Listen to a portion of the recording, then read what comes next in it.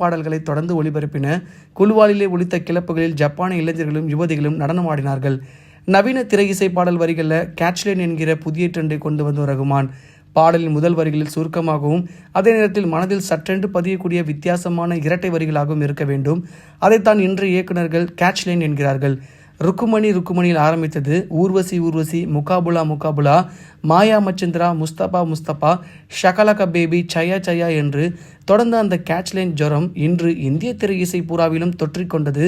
ரகுமானின் இசையில் இன்றும் அது மசக்கலி மசக்கலி என்றும் மோலா மோலா என்றும் டாக்ஸி டாக்ஸியாகவும் ரகளை செய்து வருகிறது. பம்பாய், ரங்கீலா, முத்து, தில்சே போன்ற படப்பாடல்கள் பல பாடல்களில் ஹிட்டானதை தொடர்ந்து ரகுமானின் இன்டர்நேஷனல் இசையமைப்பாளராக உருவாகினார். அவருடைய இசையும் நாளுக்கு நாள் மெருகேற ஆரம்பித்தது.